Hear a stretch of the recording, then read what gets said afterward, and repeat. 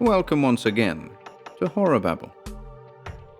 Forgotten Weird Tales continues this week with a tale by the incredibly obscure American author Mearle Prout. Very little indeed is known about this author, other than the fact that he was a four-time contributor to Weird Tales magazine throughout the 1930s, with The House of the Worm, Masquerade, and Witch's Hair comprising 3 of the tales.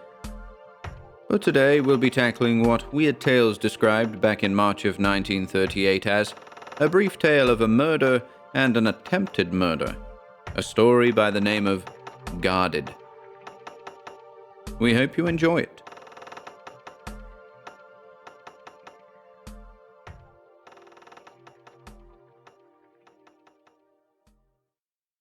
Guarded by Mearle Prout. The sound of a shot suddenly broke the stillness of the May morning and echoed back from across the valley. A puff of blue smoke arose from a clump of green briars and drifted away downwind. Out in the road, Abner Simmons dropped the bag of grain he was carrying and, with a look of dumb surprise, sank in a quivering heap to the ground. Half his side had been shot away. The green briars parted with a sudden life, and Jed Tolliver emerged, straightening his long form as he shambled toward the road. As he walked, he broke his double-barreled shotgun, flicked out the empty cartridge, and blew through the barrel, sending a thin stream of acrid smoke out of the chamber. He stooped over his fallen enemy. "Said I'd get you," he reminded the other brutally. He inserted a fresh cartridge and closed the gun with a snap. The man in the road rolled over with a convulsive movement and stared up at him. "That kid brother of yours is next, and last," Jed continued, "and I'll be through with a lot of you." Abner grinned. It is an awful thing to see a dying man grin. Jed shuddered in spite of himself. "You can't, Jed. Not Ezekiel." It was not a pleading. Rather, it was calm, assured, as though the other was stating a known fact. Jed shuddered again, before he felt quick anger rising. "I got you, didn't I?" he said, ejecting a thick stream of tobacco juice. "What makes you think I won't get Ezekiel the same way?" "You won't, Jed. You can't. Because I won't let you." He was fast weakening from the frightful flow of blood. Overcome from the effort of speaking, Abner closed his eyes and lay still. A second later, a sudden convulsive movement shook his body, and his eyes opened again. This time, they were fixed and staring. With a grunt of satisfaction, Jed shouldered his gun and started back up the mountain, moving with the long, effortless stride of the Tennessee mountaineer. He did not fear punishment for his crime. Here, in the Tennessee mountains, the long arm of the law seldom reached. The only thing to fear in a case of this kind was the dead man's relatives, and now there was only one, Ezekiel, a slim lad of 20, who could not even shoot expertly. Yes, Jed reflected, as his long strides carried him through the sparse growth of cedar and blackjack, this part of Tennessee would soon again be a decent, God-fearing community. Foreigners, the Simmonses had been, from somewhere back east, Carolina or Virginia maybe. They hadn't been like the mountain folk. And what was that crazy talk Abner had made? He'd stop Jed from getting Ezekiel? How could he if he was dead? Jed chuckled to himself. Here in Tennessee, folk didn't believe. More than a week passed before Jed again took his well-oiled shotgun from its place on the wall and started over the mountain. He was in no great hurry about Ezekiel. Instead, he rather enjoyed waiting. Ezekiel was the last of the 3 Simmons brothers, and knowing that the foreigner was over there and that he was going to kill him gave life a curious sort of zest. Likely the kid didn't even know who shot his brother. Jed laughed silently at the thought, adding to himself that the boy probably wouldn't do anything about it if he did know. He wasn't like the mountain people. But this morning all of Jed's impatience had returned. The sun shone hotly on the Tennessee hills and raised an almost visible veil of vapor from the tiny branch which flowed through the hollow. Well, he'd waited long enough. With a grimace of distaste at the 3-mile traipse across 2 mountains, Jed swung his gun over his shoulder and started down the slope. When, an hour and a half later, he arrived at the small clearing which was the Simmons place, he was not as tired as he had expected to be. The nervous exhilaration of the manhunt buoyed him up, made him tensely aware of things around him. He paused only a moment at the fringe of scrub oak that bordered the clearing. Then, bending almost double, he sprinted 100 feet to the grape arbor. Safe inside the leafy bower, Jed leaned his gun against a supporting post and looked about. Here the vines had been trained over a rude wooden lattice, so that a thick wall and roof of leaves now effectively hid him from anyone outside. Jed parted the leaves carefully and peered out. 100 feet behind him was the low wall of forest he had just left. 200 feet in front of him was the house, a rude 2-room shack. 200 feet beyond that, the wall of the forest began again. Jed looked at the house more closely. There was no sign of movement, but the thin line of smoke which curled from the chimney told him that Ezekiel was inside, probably preparing his midday meal.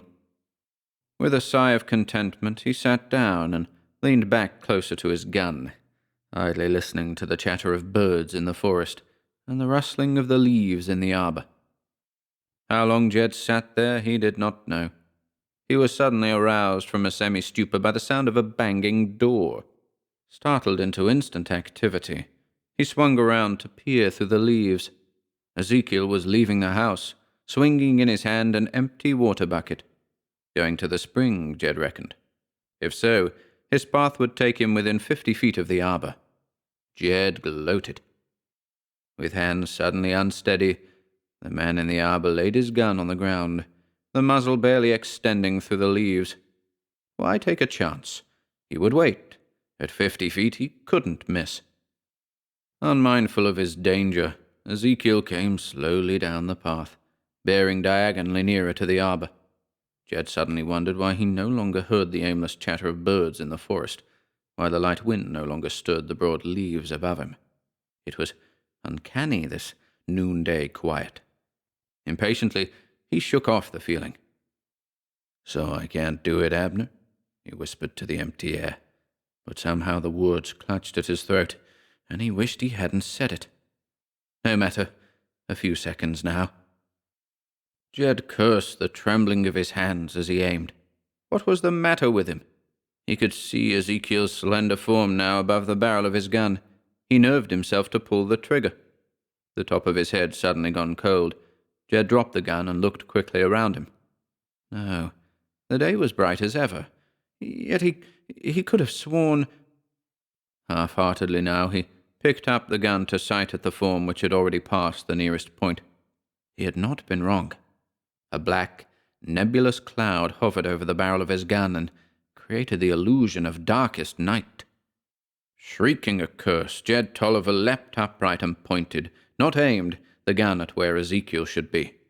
He snapped both triggers simultaneously, but as he fired, something clutched at his arm, and the hot lead sizzled harmlessly through the air.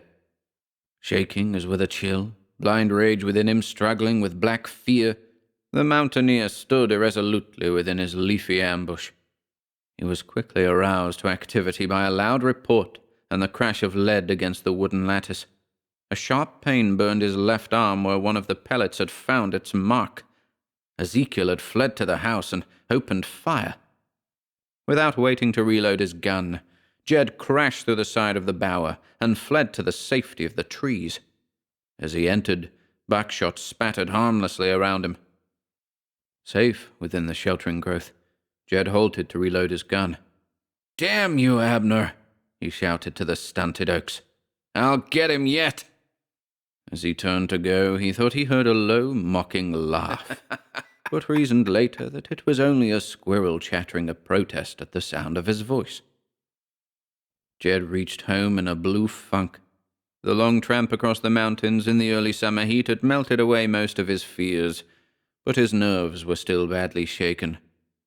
Now that he could look at the incident in a sober light, he refused to credit his senses. As the distance between himself and the scene increased, he had come more and more to believe the occurrence an hallucination, brought on by the long walk through the heat.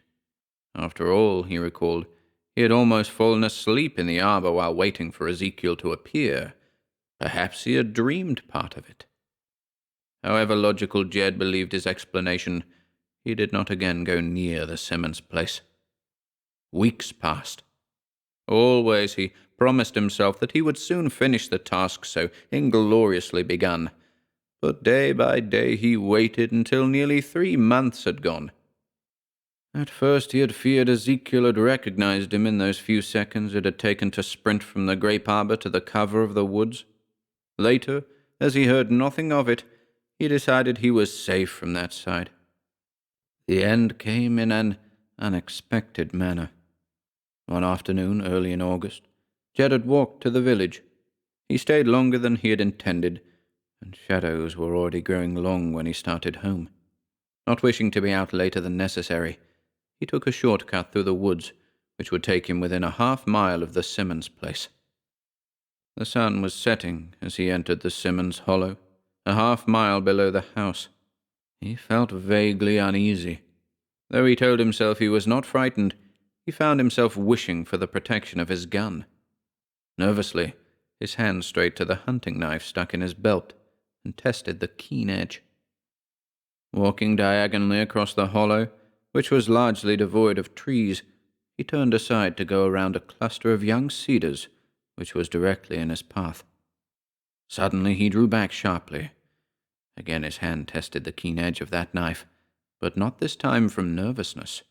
Jed was not thinking now of defense. 200 feet beyond the cedars, on the smooth, unbroken grass floor of the hollow, was a man milking. His back was turned to the cedars, but Jed thought he recognized that slim, youthful form. He believed it was Ezekiel. Stepping lightly, one hand on his belt where he could immediately grasp the knife, Jed moved into the open. Halfway across the level space, his hand moved yet closer to the knife, while the ghost of a grin curved his lips. Without a doubt it was Ezekiel Simmons. The man milking did not look up. The milk jetted into the half-filled bucket with a low murmur, just loud enough to mask Jed's guarded footsteps. Step by step, Jed advanced. If only Ezekiel did not see him. If only the cow did not sense his presence and turn unexpectedly. Step by step further, Jed was tense with excitement. There was no midday sun this time to blind his eyes and fill his soul with a nameless fear. Nor would he be unnerved by the twilight stillness. It was always still at sunset, here in these mountains. 10 feet now. The milk still swished into the pail uninterruptedly. The steady grinding of the cow's molars never ceased. Suddenly Jed tugged at his belt and leapt forward. "Got you!" he shouted aloud. But the exultant cry died suddenly into a moan of horror. The arm bearing the knife poised high for the blow, Jed felt something like an electric shock course through its length. Instead of swinging forward to strike the man in front of him, the knife turned in his hand. His wrist and elbow bent at a crazy angle, and the razor-edged steel ripped through the cords of his neck. Staggered more by his realization of the awful consequences than by present pain, Jed sank to the grass, while gouts of blood spurted from a torn jugular. His first mad terror past, he became aware that Ezekiel was standing over him, scorn darkening his features. "So it was you, Tolliver. Abner warned me about you." "I'd have got you, too. Oh, only Abner." "Abner was a good brother. He told me, weeks before he died, that if anything happened, he'd guard me." Jed felt himself weaker. His head was strangely without weight, and objects around swam lazily in the pale twilight. He lay back on the grass. "Should have got you, Ezekiel. Shouldn't have missed," he murmured sleepily as the shadows gathered. He raised his head slightly to listen. Was that a light, mocking laugh he heard in the grass beside him? He listened again, before the darkness came down. No, he could not be sure.